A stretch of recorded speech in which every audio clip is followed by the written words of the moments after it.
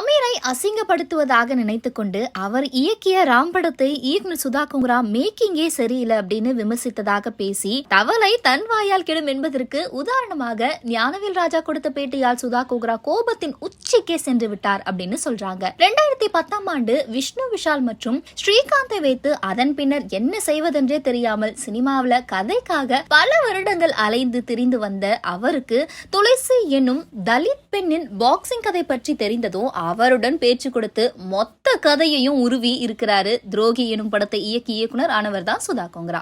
முதல் படம் அவருக்கு படு தோல்வி படமாக அமைந்தது. மும்பைல இருந்து எழுத்தாளர் ஒருவரை வரவழைச்சு எழுதப்பட்ட அந்த கதை தான் இறுதி சுற்று அப்படின்னு 2016ஆம் ஆண்டு படமாக்கப்பட்டிருக்கு. ஆனா பாதிக்கப்பட்ட அந்த பெண்ணுக்கு எந்த ஒரு உதவியும் அங்கீகாரத்தையும் கொடுக்காம சுதா கோங்கரா ஏமாற்றி விட்டதாக அந்த பெண்ணே அளித்த பேட்டியை தற்போது ரசிகர்கள் வந்து வைரல் ஆக்கிட்டு வராங்க. ஆனா சினிமாவில தான் ஏதோ புரட்சிகர பெண் இயக்குனர் என்கிற போர்வையுடன் சுதா கோங்கரா வளம் வந்து ஊரை ஏமாற்றி வராங்க அப்படின்னு தற்போது அமீரின் ரசிகர்கள் மட்டும் இல்லாம பல விமர்சகர்களும் சுதா கோங்கராவை போட்டு வெளுத்து வராங்க.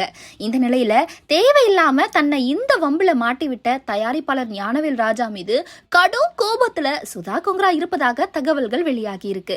நடிகர் சூர்யா மற்றும் கார்த்தியின் முகத்துக்காக பார்த்து கொண்டிருக்கிறேன் அப்படின்னும் இத்தனை ஆண்டுகள் சேர்த்து வைத்த பெயரை மொத்தமாக கொடுத்து விட்டேன் அப்படின்னு திட்டியதாகவும் தகவல்கள் லீக் ஆகியிருக்கு.